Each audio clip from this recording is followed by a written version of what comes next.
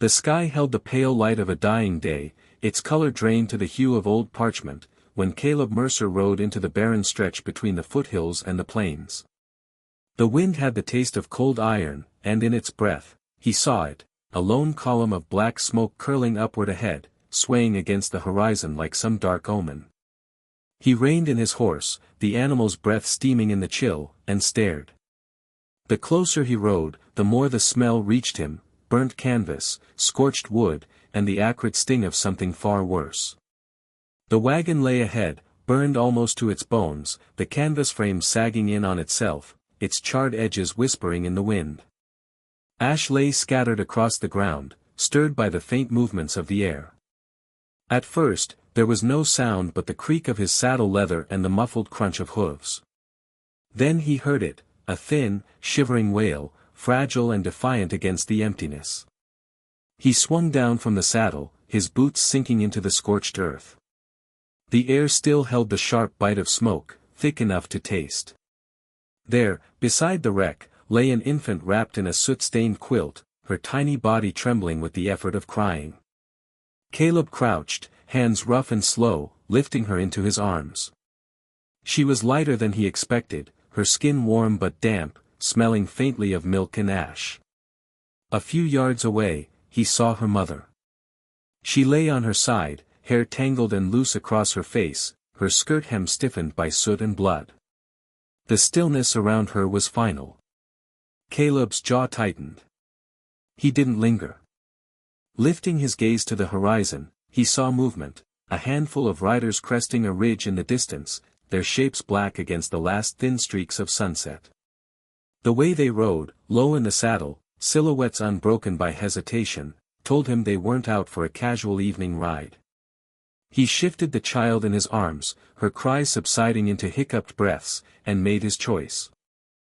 Turning his horse from the direction of town, he took the road that wound toward the hills, toward the lonely stretch of land he called home. No one waited there for him, and no one ever would. Yet with the warmth of the child pressed against his chest, he felt the faint, unwelcome stirring of something that had long been buried, a reluctant tether, as if this small, abandoned life had reached into the hollow of his own and found an echo. Night settled over the valley with the weight of a closing door, the darkness thick and still except for the slow creak of the rocking chair. Caleb sat near the fire, its flames low and steady, the light throwing amber flickers across the rough-hewn walls. In his arms, the baby lay swaddled in a strip of soft muslin, clean of ash, her tiny fists curling and uncurling in the air as if grasping for something unseen. Her breathing was uneven, small sounds rising now and then, but she did not cry. The cabin smelled of wood smoke and strong coffee, the kind that left a bitter trail on the tongue. Yet the warmth from the hearth could not push back the chill that lived deep in his bones, the one that came from years of absence rather than any winter wind. His eyes wandered to the far corner, where dust lay thick on the rocking cradle he had built with his own hands, long before it was needed. It had remained empty, and then, when his wife took to bed with the fever, it had been covered over and left untouched. She'd been gone 2 winters now.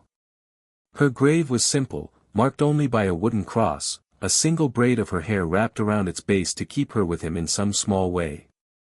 He had not spoken her name aloud in months, but her absence still stood in the room like a shadow. The next morning, Frost clung stubbornly to the grass outside as he led his horse back toward the burnt wagon. The air was sharp and brittle, the world made small by the stillness. Picking through the remains, he found little that had survived, a blackened iron kettle, a few half-burned planks, and a locket with a woman's portrait inside, the glass cracked but her eyes clear.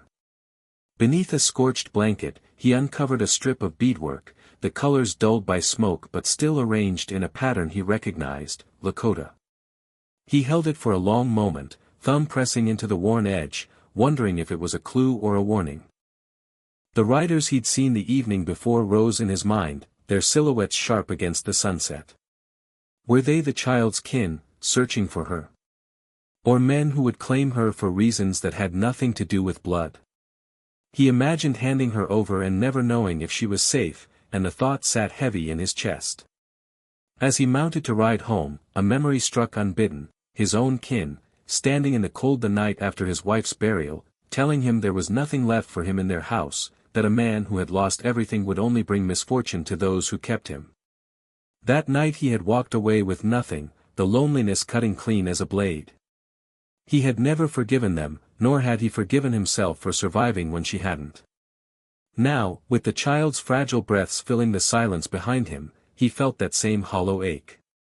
It was the shape of abandonment, something he knew too well, and he was not ready to let hope back in, even if it came wrapped in a soot-stained quilt. The day wore a strange stillness, the kind that comes before the sky decides to break. Out west, the horizon was swallowed by a wall of gray cloud, low and heavy, the air carrying the faint, metallic scent of snow. Caleb had been chopping wood by the side of the cabin, the baby swaddled and sleeping inside, when movement caught his eye, a lone rider, cutting across the ridge with slow, deliberate pace. He set the axe down, his hand going to the rifle that leaned against the porch rail.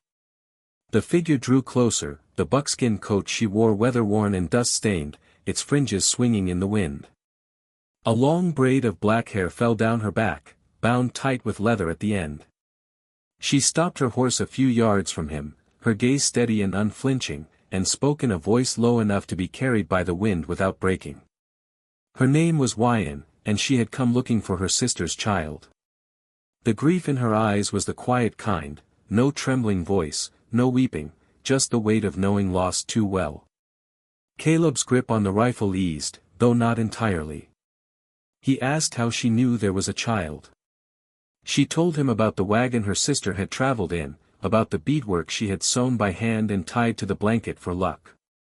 The strip lay now in Caleb's cabin, on the table beside the locket. When he brought the child out, her fussing stilled the moment she was in Wiyan's arms. The sight struck him harder than he wanted to admit. But the wind was turning sharp, pressing against them in sudden gusts, and snowflakes began to flit down like stray bits of ash. Without a word, he motioned toward the cabin. Inside, the fire threw a restless glow over the room, the wind rattling the shutters with every strong gust. The baby lay in a shallow basket near the hearth, breathing soft and even.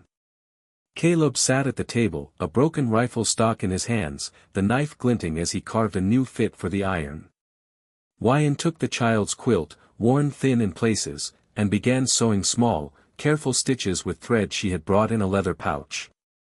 Neither spoke much, yet the air between them held something steady, not trust, not yet, but a fragile absence of threat. Now and then their eyes met in the shifting firelight, questions flickering in the space that words did not touch. Caleb had always believed that riders on the horizon came to take something from you. Watching Wiyan tend the stitches, the child safe beside her, he began to wonder if sometimes they came to give. Snow piled against the walls, swallowing the fence posts until only their tips showed above the drifts. The wind keened through the cracks in the eaves, and the world beyond the cabin shrank to the reach of the fire's glow. Days passed without more than a few sentences spoken between them. Wiyan kept her hands busy, mending torn seams on the baby's quilt, patching the worn elbows of Caleb's shirts, sweeping ash from the hearth. Caleb spent long hours outside, chopping wood until his breath steamed thick in the air and his scarred hands burned red from the cold. Inside, the warmth never seemed to chase the chill completely away. The beadwork strip from the wagon lay in the center of the table, its smoke-darkened colors dulled but still holding their pattern. Neither of them moved it. It sat there between them, a silent understanding and a reminder that they were bound together now by something neither had chosen. Their glances spoke more than their words, careful, measured, carrying questions neither dared to voice. It was on the fourth night, just as the fire had burned down to glowing coals, that a shadow slid across the window. Caleb's hand went to the rifle leaning against the wall, his body gone still. A knock followed, sharp and deliberate. When he opened the door, the wind shoved its way inside along with the sight of two men standing in the snow, both armed, their coats heavy with frost. They said they'd been tracking stolen goods, their voices oily with practiced authority. Their eyes flicked to Wiyan where she stood near the hearth, then to the child in the basket. One of them smiled in a way that made Caleb's grip tighten on the rifle. They asked for the woman and the baby, claiming they belonged to someone else's keeping. Caleb's reply came low and flat, his voice stripped of anything but resolve. He told them they would leave now, and they would not come back. The silence that followed was heavier than the snow on the roof. The men stepped back, the smirk gone from their faces, but not before one of them muttered a promise to return. Caleb shut the door against the wind, setting the bar in place. For a long moment he stood there, feeling the cabin's warmth settle back into him. When he turned, Wiyan's eyes met his. No words passed between them, but something had shifted. The instinct to protect that had once been buried in him had stirred again, not just for the child asleep in the basket, but for the woman who stood guarding her. The storm broke in the night, leaving the morning air brittle and clear, the snow crusted over with a thin layer of ice that glittered where the sunlight touched it. The wind had gone quiet, and for the first time in days, the sky felt open. Caleb split kindling by the door while Wiyan stood outside with the baby wrapped against her, letting the cold air touch the child's cheeks before retreating inside. Something in the lightness of her step made him speak. They sat at the table over coffee, steam curling between them. He told her about the years after his wife's death, how he had thought of walking away from the ranch entirely, of letting the land and everything on it fade without him.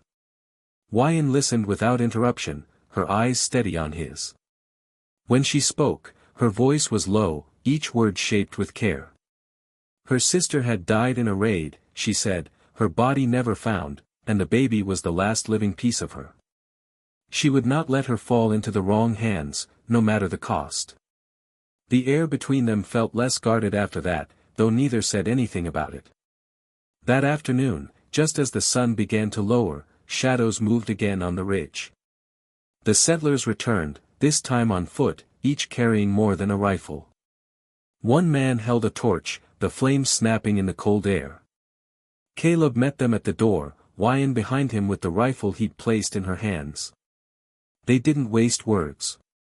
The men came forward, and the torch was thrown toward the side of the cabin. Caleb lunged for it, stamping out the fire that caught along the wall, while Wiyan fired a warning shot into the snow at their feet. The crack of the rifle echoed off the trees, the sound carrying far in the stillness.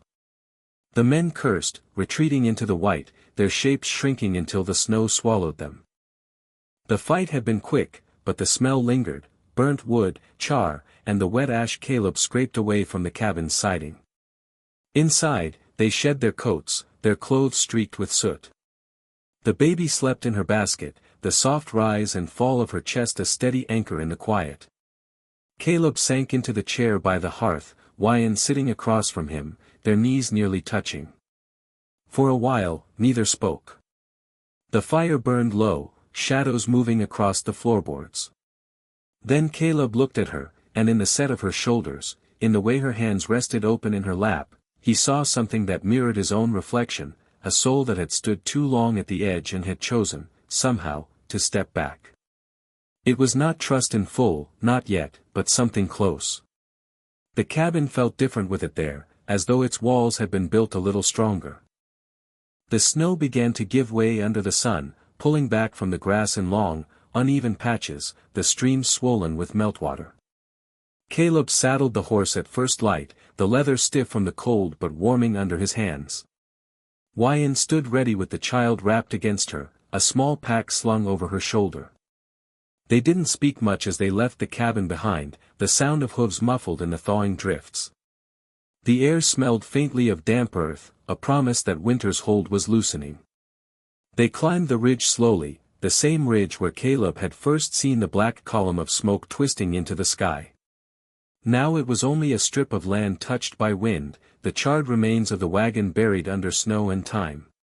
He reined in for a moment, looking out over the valley, remembering the way the infant's cry had carried through the smoke, how it had felt to gather her into his arms with no plan, no thought beyond getting her away from the wreck. Wiyan watched him quietly, her eyes following his gaze. By mid-afternoon they reached the winter camp. It lay in a sheltered hollow, ringed by pines whose boughs still held the last of the snow. Wiyan's kin came forward, their faces marked with the long weariness of the season but breaking into welcome as she dismounted with the child.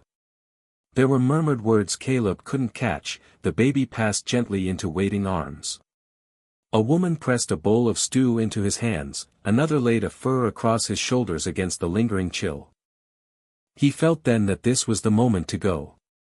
The horse was still saddled, the road home clear enough. His life waited in its solitude, in the cabin with its quiet walls. But when the baby, cradled in her aunt's arms, reached a small hand toward him, her fingers curling in the air, something in him caught and held. Wiyan was watching him, a faint smile warming the edges of her face, and it was enough to anchor him where he stood. That evening, they sat together near the central fire, the smoke rising in soft spirals into the dusk. The voices around them blended with the sound of the flames, the world narrowing to the circle of light. Caleb realized he was no longer the man who had ridden past life without stopping. Somewhere between the burning wagon and this fire, he had been claimed, by duty, by trust, and perhaps by a love that didn't need a name to be true. The quiet inside him was no longer the emptiness of loss, but the space made for belonging.